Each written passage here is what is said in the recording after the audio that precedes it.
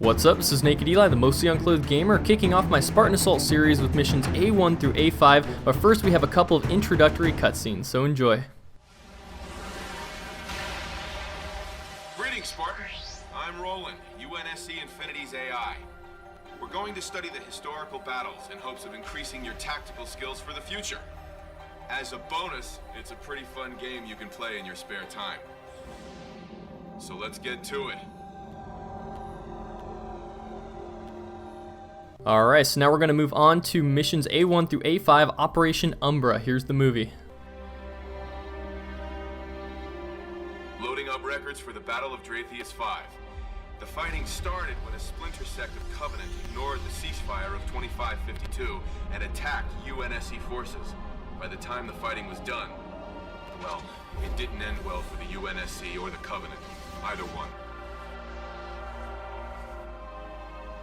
Spartans Davis and Palmer were both stationed on Dratheus 5's moon at the time of the first attack. Let's see how they succeeded in repelling the first assault waves. Cool, now let's move on to the gameplay, starting with the very first mission in the game. This is a twin-stick, top-down, third-person shooter. We're going to go with all the default loadouts, default everything, playing on the tablet so you can actually see where my thumbs are moving on the screen. Each mission has a story attached to it, and so I want to read that to you before I get into the details of how to get Gold Star on every mission. So for A1, it's called Assault on CF-32. The northern continent of X-50, Dratheus 5's moon, was riddled with large ice-covered sinkholes where the UNSC conducted a number of research projects. While there were standard security measures in place, no one was prepared when a massive fleet of Covenant spirits appeared over the moon in direct violation of the Human Covenant Treaty of 2552. Spartan Davis deployed to Site CF-32 to support the project's security detail, who were overwhelmed by sudden attack. Davis managed to blunt the assault and moved to secure Alpha facility, which he assumed was the inevitable target of the invasion force. So that's the story attached with this particular mission that you're watching. Now, as for the gold, right, each mission I want to give you guys an example of how to get Gold Star so that you can go and get the achievement where you want to get all Gold Stars in the game. And for those of you just watching, enjoying the gameplay, I'll talk a little bit about the narrative and some theories that I have because this game takes place between Halo 3 and Halo 4. So I'm going to try and keep in mind that half of my audience has probably played this game and the other half probably has no idea what's going on. So for this first mission, all you have to do is chain the kills as I did. It's very simple because it is the first mission. So there you go. These long mission accomplished screens are just going to sit there, and then it calculates your final score based on kills, which is just flat score for each enemy. So like elites are worth 1500, for example. Then a medal score based on your sprees and a time bonus for how fast you did it. So now we're moving on quickly to A2. Each of these missions is very short. A2 is the Mirror Mantle Counter Assault. X-50's huge stretches of ice, the Mirror Flats, were flanked by towering ice cliffs. After ordering their main Wraith battalion to assault Research Facility Alpha, the Covenant had quickly deployed Phantoms to set up supporting artillery along the eastern cliff wall. With this artillery operational, a UNSC counteroffensive would be suicide. This rendered Alpha Facility a vulnerable target. Spartan Palmer and a detachment of Marines were sent to infiltrate the Covenant positions and destroy the plasma artillery. Navigating the maze of cracks covering Mirror Mantle Ridge would have been an insurmountable challenge for most soldiers, but Palmer was able to use the terrain to her advantage and surprise the artillery positions. Her victory was instrumental in giving Alpha Facility a fighting chance. So here you can see our goal is to take out these 3 fuel rod turrets. You want to try and use up your grenades on those and try and save them instead of using them on enemies. Right here, an easy way to take out these turrets is to just go over and press the action button to hop on and kick the grunt out. One of my main problems with these though is that if you throw a grenade at them or kick them out, it doesn't count as a kill towards your spree. So you have to be really careful, kill the rest of the enemies in the area, and don't pretend that that's going to add to your spree because it won't. But blowing up the device actually will if you want to chuck a couple grenades at it. So you'll see me trying to continue sprees throughout this game by killing structures that give you 500 points or so, and we can keep the Killionaires going, which gives you a huge multiplier for points. Right here, we're going to pick up this plasma repeater. Ammo is very, very limited in this game, so at all times I'm keeping an eye on the top right. Now right here, we can blow up these canisters, and that'll actually take out the fuel rod tank thing for us, and then it's really just clean up on these 2 grunts and the final elite. Sometimes you have to be quicker to kill them than your teammates because those ARs are extremely powerful. In Spartan Assault, assault rifle is by far the best weapon to have, not including the power weapons that you can buy with XP and credits if you want to actually pay for the game outside of it. So that's A-2. Again, a very simple mission, and in fact this whole first series is going to be basically just an introduction to all the enemies, the weapons, navigating terrain, things like that. And to get a high score, all you really have to do is just try and chain the kills together. It's not too complicated. So there are later missions where these guides will be much more useful, but for now we're just having fun moving quickly through the missions onto A-3. Let's read the narrative. Reinforcement of the Purge. The UNSC's research facility Alpha was constructed at the base of an ancient Forerunner structure recently discovered by the UNSC. When it became clear the Covenant were heading for the Forerunner structure, UNSC Command feared Alpha facility would be crushed. The Covenant were relying heavily on dropship insertion, and Spartan Davis realized they would be vulnerable to focused anti-aircraft fire. So he began establishing air defenses west of Alpha facility at a location designated Glacial Perch. Unfortunately, the Covenant had identified the need to secure this area, and when Davis arrived, Glacial Perch was swarming with grunts and elites.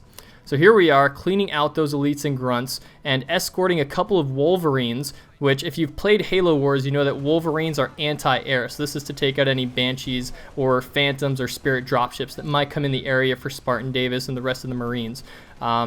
If you haven't played the game, basically you use the left analog stick to move around and the right analog stick to aim. Or not analog sticks, but your thumbs create these mini analog sticks that focus around the center. Pro tip, don't stand in front of these Wolverines because you will instantly die. They will just kill you flat out. So right here I'm getting pretty close, but you don't want to stand in front of them and just let them steamroll you over because they will do exactly that. I'm trying to keep in front of them for the most part here, and then eventually they're going to actually having enemies behind them. So I'm trying to not push too far forward because you'll hear the Wolverines start screaming, we're under attack, and you'll see nothing, and then by the time you get back, they've either done massive damage to the Wolverines or your Marines have taken all the kills, which give us some nice juicy points.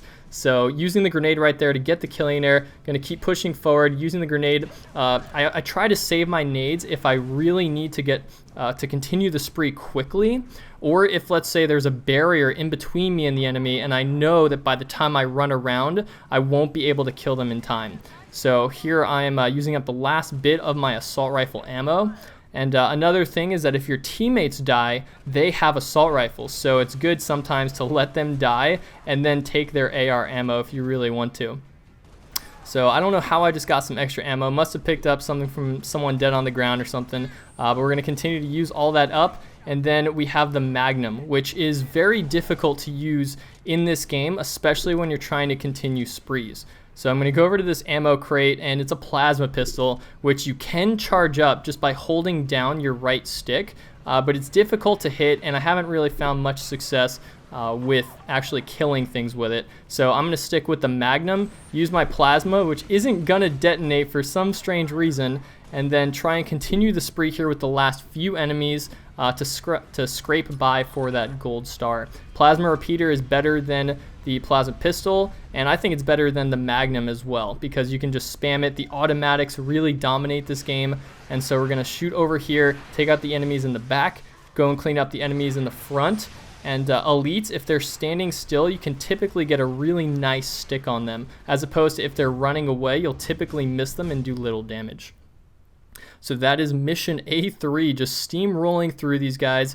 Very simple. I know that a lot of you guys wanted to see my first playthrough rather than like a tutorial or an all gold star playthrough, but I tried it was really difficult with the capture technology for this. Everyone who's tried to capture Spartan Assault knows that there's audio sync issues, especially with the trailers, and so I tried my best, guys, but I apologize, you're just getting a second playthrough gold star, so I hope these are helpful and entertaining as well.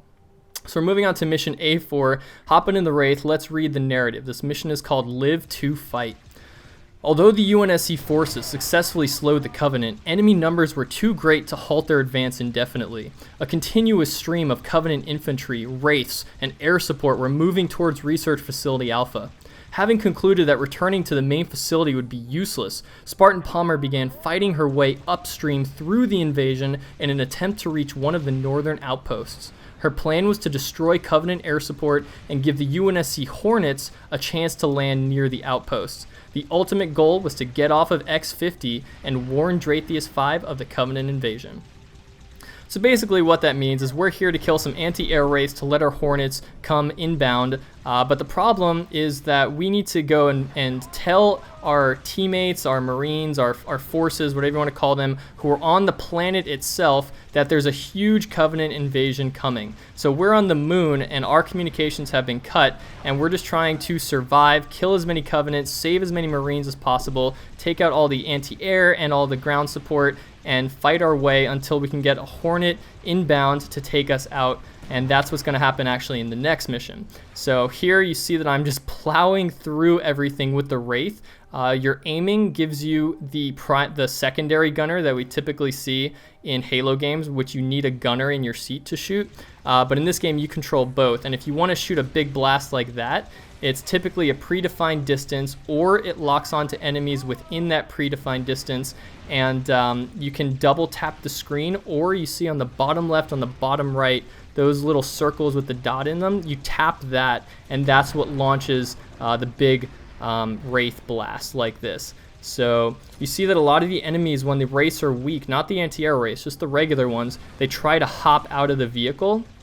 You want to try and kill it while they're hopping out, or at least destroy it after they've hopped out to get extra points. Like I said earlier, when you kill structures, it actually gives you more points. Right there, I activated the sprint ability, which is pretty dope. I don't know if it's called sprint. It's like a super dash, and you can move ridiculously fast with it. But we didn't get to use it much in that particular mission because it was a vehicle mission. So we're going to use it more in the last and final mission, A-5. So right here, barely getting that gold star. Definitely missed a few sprees there, but you get the general idea of how to proceed with that mission. So here we're going to see the first use of the shotgun. Let me first read into the narrative. This is called The Last Stand, where we have to survive for, what is it, like, I can't see the timer. I think it's like 4 or 5 minutes. All right. So, The Last Stand. Within an hour of their arrival at X-50, the Covenant owned the moon. But I read that terribly. I'm so sorry. Let's try this again. Within an hour of their arrival at X-50, the Covenant owned the moon, but despite the ferocity of the assault on X-50, the UNSC base on Dratheus 5 had no idea anything was afoot because the planet's unique magnetic resonance frequency made off-world communication nearly impossible. While Spartan Davis fought to hold the line on X-50, Spartan Palmer executed her plan to depart to Dratheus 5 and warn of the colony. Palmer ordered Marines in the area to fall back to the Hornet landing zones. Only 6 Marines made it there alive. They held out against an overwhelming Covenant force until Palmer managed to escape. So that's the mission right here. You see the shotgun getting real up close and personal. It's not as good at taking out elites unless you hit it spot on, but the grunts are pretty easy to hit with it, and you can usually take out a couple if you get close enough. So you see right here, just keeping that killing air going, sticking that guy. You see him charging at me because I stuck him in the face. He was mad. So typically when you see that, you want to run away. I got a little greedy trying to continue my spree. But right here, it's paramount that I get my shields back so I can continue to go on with this next spree. And so I knew that I had a bunch of plasmas, so I was using them just to stick as many elites as I can. And then when the rest rush me, I can kill them, move around the field, pick up the plasmas, and then try and continue the spree with the next few. You typically want to fall back to your Marines if they are really beating you up, or you see at least 3 to 4 charging your position. Right here, getting real close to death. I could have used sprint to run away, but I was confident that I was going to be able to hit him with that next shotgun blast. There's an ammo crate right there that I missed. I'm trying to get to it. There we go. And then sticking this elite, keeping the spree, no, not keeping the spree going. So right there is an example of where you could have continued from the top left to now the assault on the bottom right with these elites and grunts just coming in everywhere. So this is like the first mission that I would say is actually pretty difficult, And if you don't keep an eye on your shields, and if you don't wipe out the enemies fast enough, then they can actually do some real havoc and kill all your marine defenses and then completely destroy you. So here you see me using the sprint to try and get away from some of the elites, trying to stay alive behind these barriers. Your Marines can actually act as buffers and shields. They'll typically take a lot of aggro, allowing you to focus on the rest of the enemies. So while I was weak, I wanted my shields back. I'm going to start this spree by nading those grunts and then continuing it over here, taking these guys out. And now this is the fun part, okay? This spree is going to go on for a while. I'm just going to sit here with the shotgun. I know I have tons of ammo, so I'm just going to ignore that elite on the bottom unless he gets close to me. And this is my first example of a challenge completed. Each particular mission has 3 challenges, and one of the achievements for the game is to complete every single challenge in the game. But most of them are just really grinding challenges. I haven't gone and looked through all of them, but it's like kill 20 enemies or with a shotgun, or use 3 frags on elites or something, you know, to that extent. So here I'm going to use the sprint to get away safely, get a little bit more ammo with my shotty, and then I'm going to move on back. Now it says board the Hornet. So the Hornet's here to pick you up. I know that I can take out this Wraith for some extra points because I have a ton of grenades. So I'm going to throw 3 plasmas and now try and make my way back really quickly to this. If you don't make it back in the allotted time, then you lose the mission. Everyone will die, the Hornet will get blown up or something, and you'll lose. So I had 4 seconds left, barely made it, completely destroyed that mission with 186,000 points. I know that gold wasn't even close to that. Yeah, so that's a really good example of how to get a gold star on the hardest mission, in my opinion, within the first chapter, the first 5 missions. So that's all for Spartan Assault. I hope you guys enjoyed it. Give it a thumbs up if you did. Share with your buddies if you really liked it. If you want to check out a couple more videos, I have B on the left will be uploaded soon. That's gold for B1 through B5, and the Spartan Assault code on the right, 10,000 XP for Halo 4. This is Nak3d Eli. Subscribe for more. Thanks so much for watching.